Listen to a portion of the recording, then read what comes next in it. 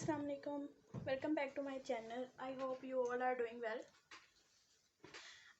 जैसे कि हम पिछली वीडियो में एक्सरसाइज 1.1 कर चुके थे और उसका सारा इंट्रो भी हमने ले लिया था इस चैप्टर का पूरा, जितनी डेफिनेशन रेलेवेंट थी एक्सरसाइज 1.1 से। अब हम 1.2 की तरफ चलने लगे हैं। तो जैसे 1.1 थी वो भी डेफिनेशन बेस्ड एक्सरसाइज थी, तो उसके लिए हमने पहले से प्रिपरेशन की थी। इसी तरह जो 1.2 है वो भी काफ़ी हद तक डेफिनेशन बेस्ड एक्सरसाइज है, और ये वो वाली डेफिनेशंस हैं जो बोर्ड में आती हैं। इस फर्स्ट चैप्टर के exercises most important definition based है, मीन्स ये इनकी डेफिनेशंस बहुत इंपॉर्टेंट है शॉर्ट क्वेश्चन के लिहाज से। इसीलिए क्वेश्चन को सीखने के लिए भी और डेफिनेशन क्वेश्चन अटैम्प्ट्स करने के लिए भी आपके लिए ये डेफिनेशन के कॉन्सेप्ट्स क्लियर करना ज़रूरी है। जो डेफिनेशन सिर्फ याद करने की हद तक होंगी या उनसे रेलेवेंट कोई क्वेश्चन इंपॉर्टेंट नहीं होगा, वो हम उस पर इतना जोर नहीं देंगे, उस पर जो है सेपरेट लेक्चर नहीं बनाएंगे। लेकिन जो डेफिनेशंस एज अ शॉर्ट भी इम्पोर्टेंट है और एज अ शॉर्ट क्वेश्चन और MCQs भी इम्पोर्टेंट है, वो डेफिनेशन मैं आप लोगों को एक एक करके सारी इंशाल्लाह प्रिपरेशन करवाऊंगी उनकी। अब हम चलते हैं ये इसी पेज पे 1.1 के पेज पे ही नीचे से डेफिनेशन स्टार्ट हो रही हैं। तो 1.2 के हवाले से जो फर्स्ट डेफिनेशन है वो रो मैट्रिक्स की आती है। अब जो रोज़ और कॉलम्स का कॉन्सेप्ट है वो हम फर्स्ट एक्सरसाइज में उसे क्लियर कर चुके हैं कि रोज़ और कॉलम्स क्या होते हैं। तो रोज़ जो है हॉरिजॉन्टल वे होती है, मैट्रिक्स की जो भी जितनी भी हों उन्हें हम रोज़ कहते हैं, और जो वर्टिकल वेज होती हैं किसी भी मैट्रिक्स की उन्हें हम कॉलम्स कहते हैं। ठीक है, ये नंबर ऑफ़ रोज़ पे या उसके ऑर्डर पे डिपेंड करता है कि कितनी रोज़ या कितनी कॉलम्स, वो जितनी मर्जी हो सकती हैं। लेकिन सिर्फ हमने ये याद रखना है कि रो और कॉलम का असल में कॉन्सेप्ट क्या है। ठीक है, अब रोज़ और कॉलम्स के बारे में हमने जान लिया था, तो रो मैट्रिक्स और कॉलम मैट्रिक्स भी बिल्कुल वैसे ही है। अगर हम रो मैट्रिक्स को देखें तो इसके नाम से ही पता लग रहा है, और कुछ मैं आपको इसके बारे में बता देती हूँ कि रो मैट्रिक्स वो होता है एक ऐसा मैट्रिक्स जिसमें सिर्फ एक रो होती है, सिर्फ एक रो। अब रो मैट्रिक्स जब आ जाता है ये नाम, तो आपने ये इसमें नहीं देखना, ये हमारे लिए इम्पोर्टेंट नहीं है कि इसमें कितने कॉलम्स होंगे। सिर्फ आपने ये देखना है कि अगर उस मैट्रिक्स में एक रो है तो वो रो मैट्रिक्स है। ऐसे ही अगर हम कॉलम मैट्रिक्स की बात करें तो कॉलम मैट्रिक्स में आपको नाम से ही पता लग रहा है कि ऐसा मैट्रिक्स जिसमें सिर्फ एक कॉलम हो और उसकी रोज़ डिपेंड नहीं करती, कि जितनी भी रोज़ हों वो हमारे लिए मैटर नहीं करता। कॉलम मैट्रिक्स में हमने सिर्फ ये देखना है कि अगर उस मैट्रिक्स में एक कॉलम होगा तो वो कॉलम मैट्रिक्स होगा। अब हम अगर यहाँ पे रीडिंग कर लें इसकी डेफिनेशन की, तो row matrix, a matrix is called a row matrix if it has only one row. ये वही बात है जो मैंने अभी बता दी है। For example the matrix M, उसने ये एक मैट्रिक्स लिया है और इसको M का नाम दे दिया है, इज़ अ रो मैट्रिक्स। ये रो मैट्रिक्स है, क्यों है?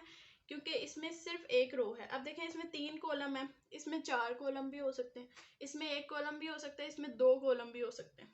ठीक है, तो लेकिन जो आपने एक चीज़ देखनी है वो सिर्फ ये है कि ये इसमें सिंगल रो होनी चाहिए। Is a row matrix of order 1/3, इसका ऑर्डर ये है। अब उसने एक और मैट्रिक्स ले लिया, ये भी M ही है लेकिन ये इसकी वैल्यूज चेंज है, ये भी रो मैट्रिक्स है। क्यों? क्योंकि इसका ऑर्डर 1/2 है।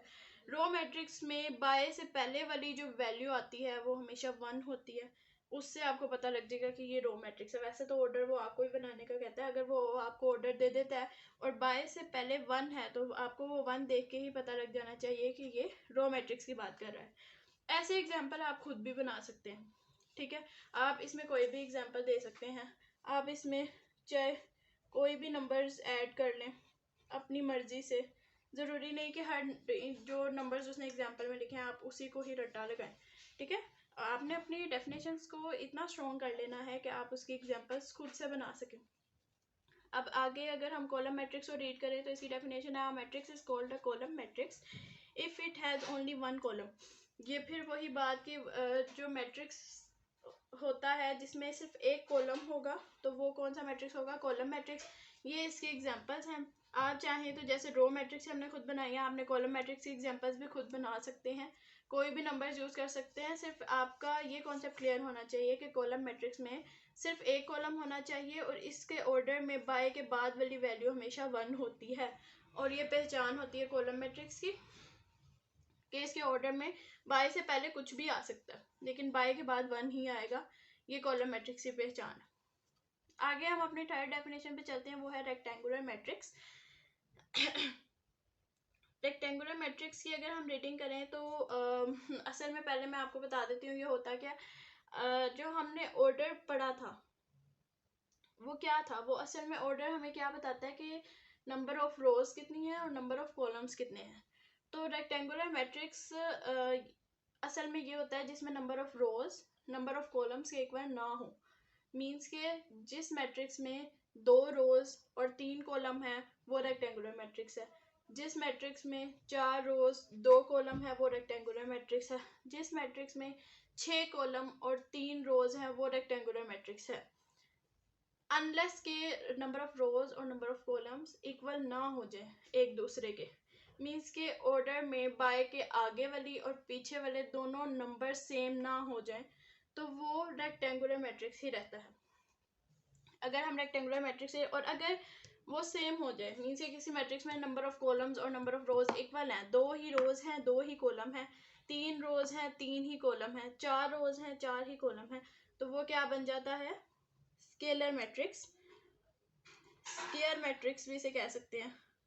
असल में वो स्केलर नहीं स्केयर होता है, एक रेक्टेंगुलर होता है और एक स्केयर। स्केयर और रेक्टेंगुलर के आपको फिगर से ही पता लग जाना चाहिए। जैसे रेक्टेंगुलर में हम कहते हैं कि 2 ऑपोजिट साइड्स इक्वल होती हैं और बाकी 2 ऑपोजिट साइड्स एक दूसरे के इक्वल होती है, लेकिन स्केयर में चारों साइड्स इक्वल होती हैं। तो इसका मतलब क्या है कि स्केयर में नंबर ऑफ रोज और नंबर ऑफ कॉलम्स एक दूसरे के इक्वल होंगे और रेक्टेंगुलर मैट्रिक्स में नंबर ऑफ रोज और नंबर ऑफ कॉलम्स इक्वल नहीं होंगे। अगर अब हम इसकी रीडिंग करें तो आएगा अ मैट्रिक्स एम, एक मैट्रिक्स उसने लिया जिसका नाम एम रख दिया है, is called rectangular.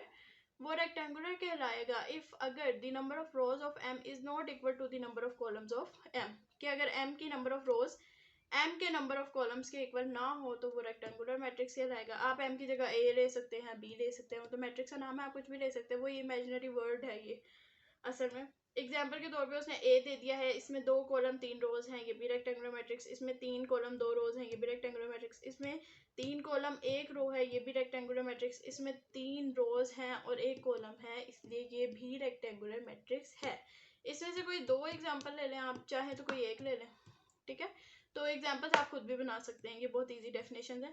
Square matrix, square matrix को भी मैं पहले डिफाइन कर चुकी हूँ, इसकी रीडिंग कर लेते हैं और क्लियर हो जाएगा। A matrix is called a square matrix if its number of rows is equal to its number of columns.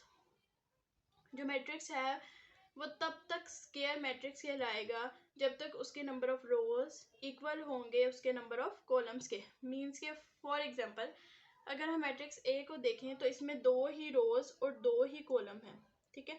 B को देख लें, इसमें 3 ही रोज और 3 ही कॉलम है। सी को देख लें, अब इसमें ये क्यों है स्केयर मैट्रिक्स, क्योंकि इसमें एक ही रो एक ही कॉलम है, ठीक है। तो ये जो यूनिक एमसीक्यूज होते हैं, ये यूनिक जो कॉन्सेप्ट्स होते हैं उसमें से वो एमसीक्यूज पिक करता है, जो क्योंकि उस जिससे स्टूडेंट कंफ्यूज होता है एमसीक्यूज के ड्यूरिंग एमसीक्यूज करते हुए, ठीक है। तो वो कंफ्यूज हो जाए वैसे एमसीक्यूज देता है। तो ये एग्जांपल्स आपने लाजमी ध्यान में रखनी है। इनमें से आप चाहे तो खुद बना लें, लेकिन वो इसके जैसी ही होनी चाहिए, डेफिनेशन से सेटिस्फाई करनी होनी चाहिए। आगे अगर हम अपनी 5th डेफिनेशन पे चलें तो वो है नल और zero matrix. A matrix M is called a null or zero matrix if each of its entries is zero। null का मतलब भी जीरो होता है। ये जो डेफिनेशन है ये नल मैट्रिक्स के नाम से भी यूज होती है पेपर्स में, चैप्टर्स में, एक्सरसाइजेस में, डेफिनेशन में, और जीरो मैट्रिक्स के नाम से भी यूज होती है, ठीक है। तो आपने इसमें कंफ्यूज नहीं होना, null and zero is the same thing. A matrix M is called a null, और जो मैट्रिक्स M है वो नल और जीरो मैट्रिक्स तब कहलाएगा जब उसकी if each of its entries, जब उसकी तमाम एंट्रीज जो हैं वो क्या होंगी, जीरो।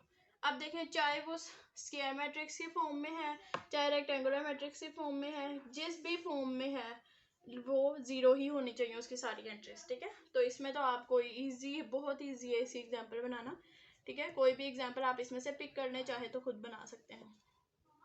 अगर हम अपनी 6th डेफिनेशन पे चलें तो वो है transpose of a matrix. A matrix obtained by changing the rows into columns or columns into rows of a matrix is called transpose of that matrix. ये सुनने में आपको थोड़ा स्ट्रेंज लगेगा, ठीक है, लेकिन मैं आपको समझाऊंगी जब इसको थोड़ा सा एक एग्जांपल के तौर पे, तो आपके लिए वो चीज़ इजी हो जाएगी.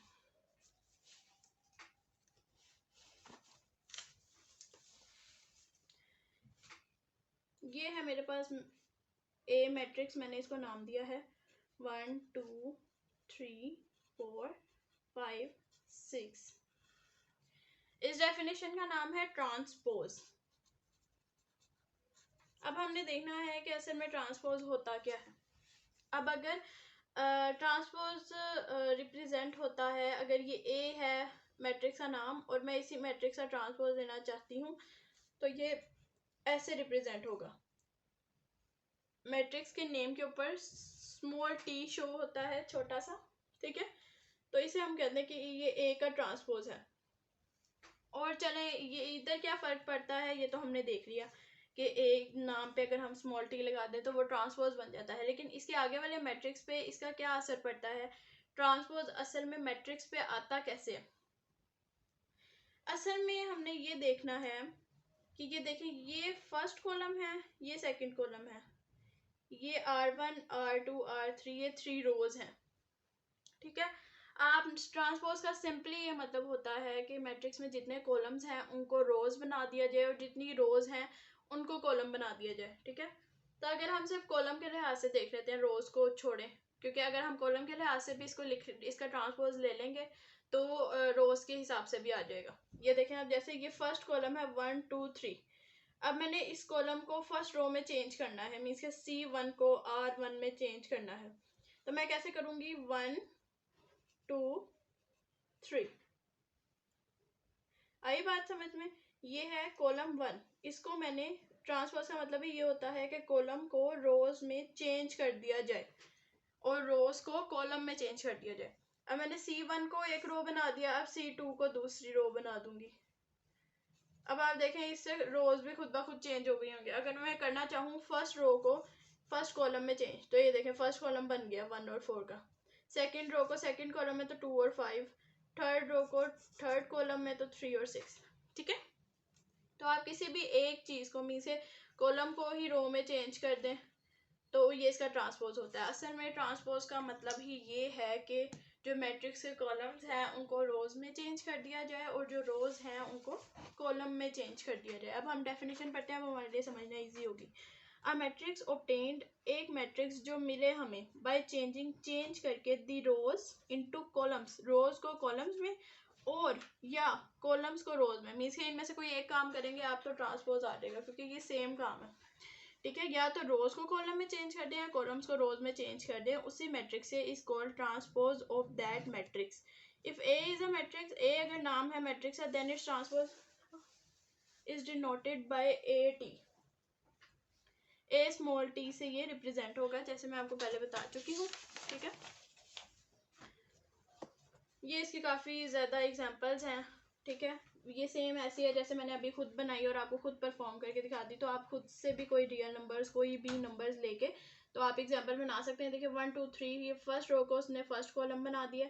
2 1 0 सेकंड रो को सेकंड कॉलम बना दिया. -1 4 -2 थर्ड रो को थर्ड कॉलम बना दिया. ऐसे ये 3 हैं एग्जाम्पल्स, इनमें से कोई एक पिक कर लें या आप खुद बना लें, ठीक है. तो ये बहुत ईजी है.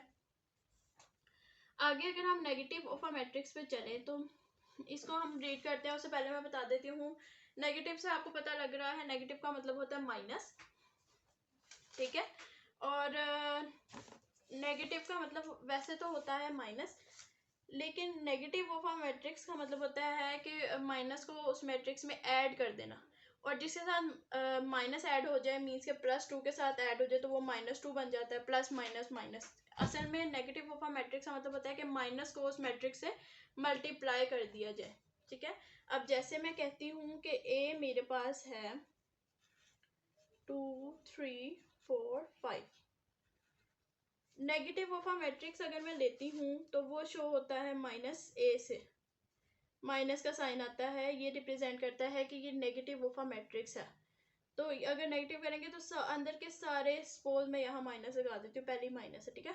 तो अंदर के सारे साइन चेंज हो जाएंगे, क्योंकि जब माइनस आता है तो वो लाजमी साइन चेंज कर देता है। मीन्स के जहाँ पे माइनस होता है उसको प्लस कर देता है, जहाँ प्लस होता है उसको माइनस कर देता है। ये असल में मेन मतलब है माइनस ए का या नेगेटिव का, कि वो अब उस मैट्रिक्स के सारे नंबर्स के साइन चेंज कर देगा। यहाँ पे 2 प्लस का है, यहाँ पे आके माइनस का हो जाएगा जब नेगेटिव आएगा इसका।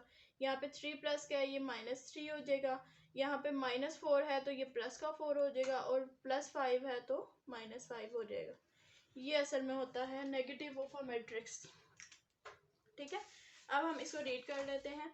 असल में नेगेटिव का मतलब होता है उस मैट्रिक्स के सारे साइंस को चेंज कर देना। अब ये देखें, अगर हम इसको रीड करें, let A be a matrix, A जो है वो उसने मैट्रिक्स का नाम रख दिया, देन इट्स नेगेटिव, ये ऐसे रिप्रेजेंट होगा -a से, इज ऑब्टेन्ड, ये हमें कैसे मिलेगा -a, by changing the signs of all the entries of A. उस मैट्रिक्स की तमाम एंट्रीज के साइन चेंज कर देंगे अगर, तो हमारे पास नेगेटिव ए आ जाएगा। मीन्स के नेगेटिव ऑफ ए मैट्रिक्स आ जाएगा, ठीक है। अब हम चलते हैं अपनी 8th डेफिनेशन की तरफ। तो ये थोड़ा सा न्यू है और इसमें बच्चे कंफ्यूज भी होते हैं, लेकिन ये इजी है, अगर समझ लिया जाए तो बहुत इजी है। सम मैट्रिक्स को अगर हम देखें तो सम मैट्रिक्स का मतलब होता है जिस मैट्रिक्स का ट्रांसपोज उसी मैट्रिक्स के इक्वल हो, ठीक है। असल में सब मैट्रिक ऑफ अ मैट्रिक्स क्या होता है, जिसका ट्रांसपोज उसी के इक्वल हो। मीन्स कि अगर मैं ये ले लेती हूँ m इज इक्वल टू 1 2 3 2 -1 4 3 4 0, ठीक है। असल में सब मैट्रिक जो है, सब मैट्रिक किसी भी मैट्रिक्स का, उसकी एक कंडीशन होती है। असल में ये कंडीशन ही इसकी डेफिनेशन है। सिमेट्रिक मैट्रिक्स में इस कंडीशन के अलावा कुछ भी नहीं है। अगर ये कंडीशन ट्रू है तो वो मैट्रिक्स क्या है, सिमेट्रिक मैट्रिक्स है। मींस के एक जो मैट्रिक्स है ए, जिसका नाम हमने क्या रखा है ए, वो अगर उसके ट्रांसपोज के ही इक्वल है तो उसको हम क्या कहेंगे कि ये सिमेट्रिक मैट्रिक्स है, ठीक है। कैसे, अभी देखेंगे, मैंने एम एक मैट्रिक्स ले लिया है और उसका नाम मैंने एम रख दिया है। तो अगर मैं एम का ट्रांसपोज ले लूँ, ठीक है, ट्रांसपोज लेते हैं ज़रा। ये फर्स्ट कॉलम है, इसको मैं फर्स्ट रो बना देती हूँ 1 2 3। ये सेकंड कॉलम है, इसको सेकंड रो बना देती हूँ 2 -1 4। और ये थर्ड कॉलम है, इसको थर्ड रो बना देती हूँ 3 4 0। ये एम का ट्रांसपोज है, ये सिंपल एम है। अब इन दोनों को आपने देखना है गौर से कि ये दोनों इक्वल हैं एक दूसरे के।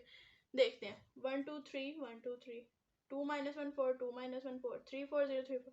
देखें, एम सिंपल जो था उसका हमने ट्रांसपोज ले लिया, उसकी वैल्यू फिर भी सेम रही है, चेंज नहीं हुई। मींस के एम इक्वल है एम ट्रांसपोज के। तो इसका मतलब क्या हुआ कि ये सब मैट्रिक्स है। ये बहुत यूनिक केसेस होते हैं, बहुत यूनिक मैट्रिसेस होते हैं जिसमें अगर उस मैट्रिक्स का हम ट्रांसपोज ले लें, वो फिर भी उसके जो अंदर की एंट्रीज हैं वो सेम रहें, उसकी कोरस्पॉन्डिंग एंट्रीज सेम रहें, तो इसका मतलब है वो क्या है, सब मैट्रिक्स। अब हम पढ़ के देख लेते हैं। Asymmetric matrix, square matrix. असल में स्क्वायर मैट्रिक्स उसने इसलिए लिखा है क्योंकि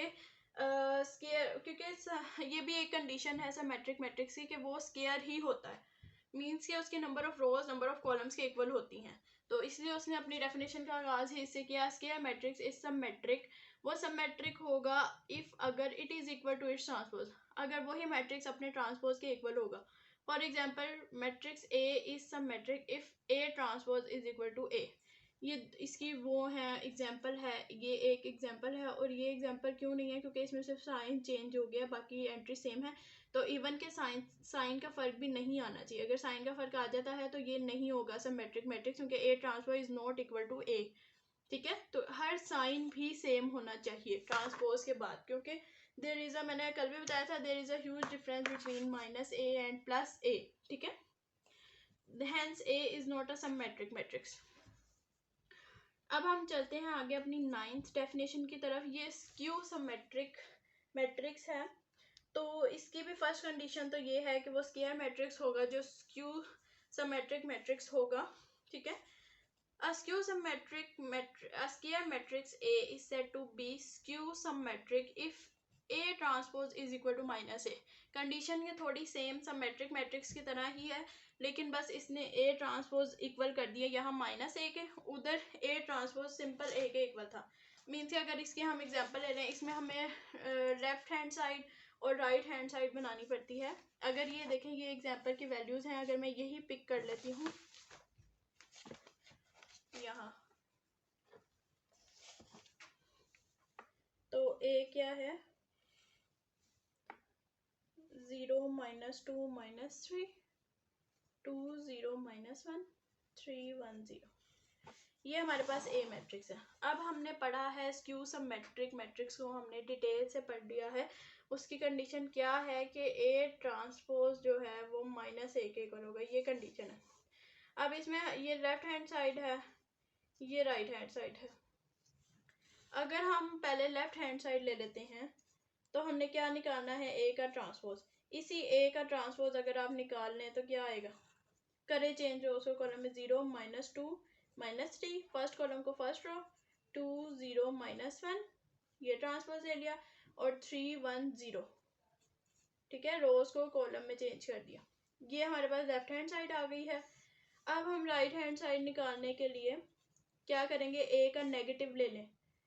A का नेगेटिव ले लेंगे तो क्या आएगा, 0 के साथ माइनस लिखें या प्लस लिखें, एक ही बात है, क्योंकि -0 इज इक्वल टू +0। माइनस का 2 है, प्लस का 2 हो जाएगा, माइनस का 3 है, प्लस का 3 हो जाएगा, ये माइनस का 2 हो जाएगा, ये माइनस का 3। मैं सिंपली सिर्फ सबके साइन चेंज कर रही हूँ और कोई लॉजिक नहीं है, ठीक है, सिर्फ और सिर्फ साइन चेंज हुआ है। ये हमारे पास राइट हैंड साइड आ गई। अब दोनों को देखें, दोनों इक्वल नहीं है, सेम। तो इसका मतलब क्या है कि A ट्रांसपोज इक्वल है -A के। इसका मतलब कि ये जो मैट्रिक्स है, मैट्रिक्स A, ये असल में स्क्यू सिमेट्रिक मैट्रिक्स है, ठीक है। ये कंडीशन होती है इसके लिए कि A का ट्रांसपोज अगर उसके नेगेटिव के इक्वल होगा तो वो स्क्यू सिमेट्रिक मैट्रिक्स होगा। ये इसके एग्जांपल है। इसके एग्जांपल ये यूनिक केसेस होते हैं, इसलिए आपको शायद यहाँ पे नंबरिंग याद करनी पड़ जाए, या फिर आपको बनाना आना चाहिए। आप मैट्रिक्स में नंबर्स ही इस अरेंजमेंट से लिखें कि लिखते हुए ही आप इस बात का ध्यान रखें कि क्या इसका ट्रांसपोज इसके इक्वल होगा, वरना तो फिर आपको ये नंबर्स इसमें याद करने पड़ेंगे, या फिर आप खुद भी बना सकते हैं अगर आप बनाते हुए ही इस बात का ध्यान रखें कि इसका ट्रांसपोज इसी के इक्वल होना चाहिए, ठीक है। अब आगे मैं चलती हूँ 10th डेफिनेशन पे। तो 10th डेफिनेशन है डायगोनल मैट्रिक्स की। What is diagonal matrix? A square matrix A is called a diagonal matrix if at least any one of the entries of its diagonal is not zero and non-diagonal entries are zero। अब सबसे पहले मैं आपको पहचान करवा देती हूँ कि असल में, चले डायगोनल मैट्रिक्स को हम डेफिनेशन से सीखेंगे। डायगोनल क्या होता है, ये मेरे पास ये एग्जांपल ले लेते हैं हम। ये A मैट्रिक्स है। डायगोनल असल में होते हैं ये कर्व्ड स्ट्रेट रो जो होती है, कर्व्ड स्ट्रेट रो, ठीक है। मींस कि ये वाली लाइन पूरी, इसमें जितनी भी 3 ही एंट्रीज होती हैं ज़्यादातर, अगर वो 2x2 का कोई स्क्वायर मैट्रिक्स है तो उसमें 2 होंगी, ठीक है, लेकिन कर्व में ये किसी भी मैट्रिक्स का डायगोनल होता है, ठीक है। तो डायगोनल मैट्रिक्स वो होती हैं कि जिसमें उसके डायगोनल में, मीन्स के इधर इधर और इधर कोई एक वैल्यू भी अगर नॉन जीरो हो, मीन्स अगर इधर भी जीरो है इधर भी जीरो है, और अगर एक भी 1 हो या नॉन जीरो हो, कोई भी हो 2 3 4 नॉन जीरो है तो कुछ भी हो सकता है, कोई भी नंबरिंग, तो वो डायगोनल मैट्रिक्स होता है। इसकी एक और भी कंडीशन है कि डायगोनल में तो कोई एक भी होगा तो ये डायगोनल मैट्रिक्स होगा, लेकिन बाकी एंट्रीज इसकी लाजमी जीरो होनी चाहिए। अगर इसकी नॉन डायगोनल एंट्री जीरो नहीं है तो फिर ये क्या बन जाएगा, स्क्वायर मैट्रिक्स बनेगा, ये डायगोनल मैट्रिक्स नहीं बनेगा। लेकिन अगर इसकी नॉन डायगोनल एंट्रीज जो हैं वो जीरो हैं और जो डायगोनल एंट्रीज हैं वो नॉन जीरो हैं, तो ये डायगोनल मैट्रिक्स होगा। और इसकी एक और ये भी शर्त है कि ज़रूरी नहीं कि तीनों ही नॉन जीरो हो, कोई एक भी नॉन जीरो होगा तो ये डायगोनल मैट्रिक्स होगा।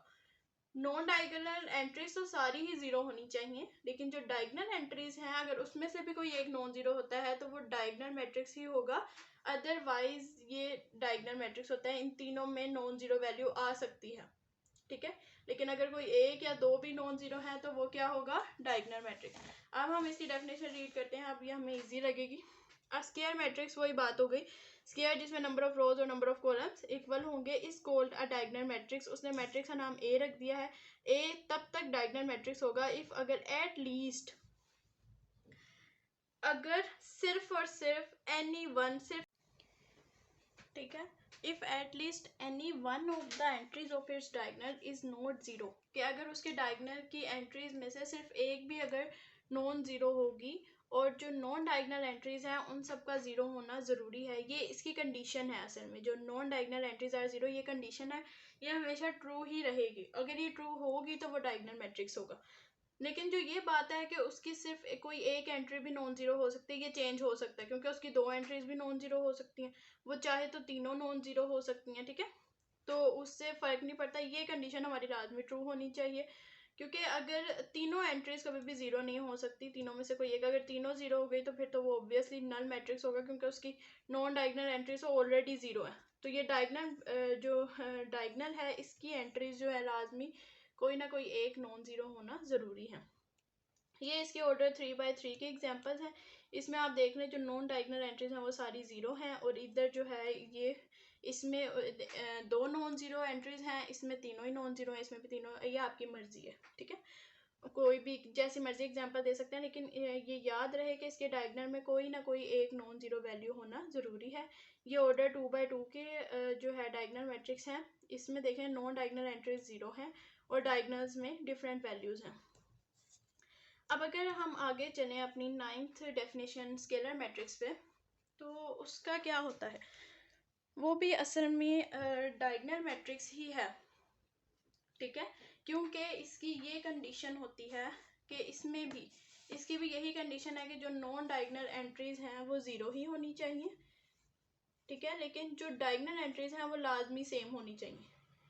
मीन्स के 2 है तो तीनों में 2 होना चाहिए, 1 है तो तीनों में 1, 3 है तो तीनों में 3 होना चाहिए, और नॉन डायगोनल एंट्रीज तो ज़ीरो ही रहेंगी डायगोनल मैट्रिक्स की तरह, ठीक है, लेकिन डायगोनल एंट्रीज उसकी सेम होती हैं, तो उसे हम क्या कहते हैं, ये कौन सा मैट्रिक्स है, ये स्केलर मैट्रिक्स है। अब हम इसको रीड करते हैं, तो उसने डेफिनेशन में कहा हुआ है, a diagonal matrix is called a scalar matrix if all the diagonal entries are same, अगर उसकी जो सारी डायगोनल एंट्रीज हैं वो सेम है और नॉन जीरो है, ये भी कंपल्सरी है, क्योंकि अगर वो जीरो होंगी तो तीनों को सेम करना भी ज़रूरी है, और सेम हो गई तो ये नल मैट्रिक्स बन जाएगा, फिर स्केलर मैट्रिक्स नहीं रहेगा। तो नॉन जीरो होना भी कंडीशन है और डायगोनल एंट्रीज का सेम होना भी ज़रूरी है।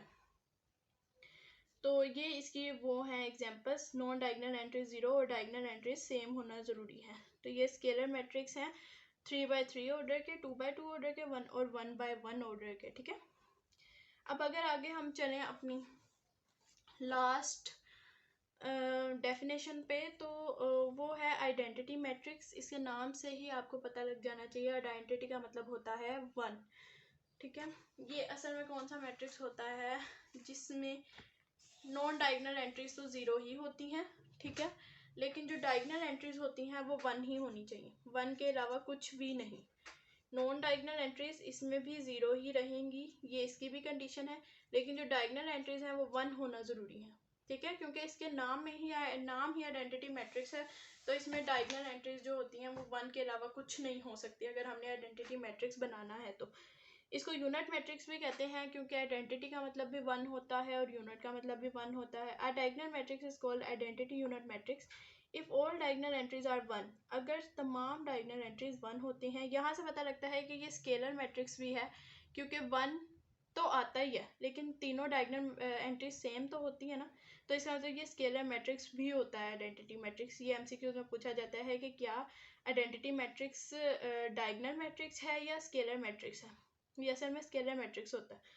It is denoted by capital I से इसे रिप्रेजेंट होता है, ठीक है। अब ये इसी एग्जांपल देखने, इसी एग्जांपल तो सबसे इजी है। ये 3/3 ऑर्डर का आइडेंटिटी मैट्रिक्स है, नॉन डायगोनल एंट्रीज 0 है और डायगोनल एंट्रीज 1 है, 1 के अलावा कुछ नहीं हो सकती। ये 2x2 ऑर्डर का आइडेंटिटी मैट्रिक्स है और ये 1x1 ऑर्डर का आइडेंटिटी मैट्रिक्स है, क्योंकि ये भी है इसमें बेशक क्योंकि नॉन डायगोनल एंट्री तो आई ही नहीं है, लेकिन जो एक डायगोनल एंट्री आई है वो 1 है, 1 के सिवा कुछ नहीं, तो इसे ये भी आइडेंटिटी मैट्रिक्स है। ये जो लास्ट 3 डेफिनेशंस हैं ये एक दूसरे से बहुत सिमिलर हैं और इसलिए इम्पोर्टेंट भी हैं, इसमें बच्चे कंफ्यूज भी हो जाते हैं। तो आपने इस बात का ध्यान रखना है कि जो डायगोनल मैट्रिक्स है, तीनों की एक कंडीशन तो तीनों की है कि नॉन डायगोनल एंट्री 0 होना कंपलसरी है, ठीक है। अब हम इनको एक दूसरे से डिफरेंट करना चाहें तो हम क्या कहेंगे कि डायगोनल मैट्रिक्स में तमाम डायगोनल एंट्रीज डिफरेंट होती हैं एक दूसरे से। स्केलर मैट्रिक्स में तमाम डायगोनल एंट्रीज सेम होती हैं एक दूसरे के, और आइडेंटिटी मैट्रिक्स में तमाम डायगोनल एंट्रीज 1 होती हैं, 1 के सिवा कुछ भी नहीं हो सकती, ठीक है। ये तीनों में जो है ये मेजर डिफरेंस है। सिमिलरिटी इन तीनों में ये है कि इनकी नॉन डायगोनल एंट्रीज 0 होना लाजमी है, ये इसकी कंडीशन है, ठीक है। यहाँ तक हमारी तमाम डेफिनेशंस हो गई हैं, और जैसे मैंने 1.1 में भी बताया था और उससे वो आपको देख के अंदाज़ा भी हो गया होगा कि जब हम डेफिनेशन बेस्ड एक्सरसाइज होती हैं, अगर हम डेफिनेशन कर लें तो हमारे लिए एक्सरसाइज को सॉल्व करना बहुत ईजी हो जाता है, ठीक है। तो वो इंशाल्लाह हम नेक्स्ट वीडियो में करेंगे, वो भी मैं जल्द ही अपलोड कर दूँगी यहाँ पे, तो वो भी आप लोगों ने लाजमी देखनी है, उससे आपके मज़ीद कॉन्सेप्ट्स क्लियर हो गए होंगे और आई होप आपको डेफिनेशंस की तो समझ आ गई होगी। इसके अलावा अगर कुछ मिस हो जाता है या कुछ रह जाता है तो आप मुझे कमेंट सेक्शन में लाजमी बता सकते हैं। वैसे मैं कोशिश तो करती हूँ कि कुछ मिस ना रहे, लेकिन फिर भी अगर आपको कोई कमी लगे तो यू कैन टेल मी, और इसके अलावा मैं कोशिश करूँगी कि अगली वीडियो में आपको वो कमी जो है आपकी पूरी कर दी जाए। तो वैसे तो साथ साथ लेके चलें तो आपके लिए भी इजी है और मेरे लिए भी इजी है। बाकी अभी एक्सरसाइज हम नेक्स्ट लाइट भी चली गई नेक्स्ट वीडियो में करेंगे इंशाल्लाह। तब तक के लिए अल्लाह हाफिज़।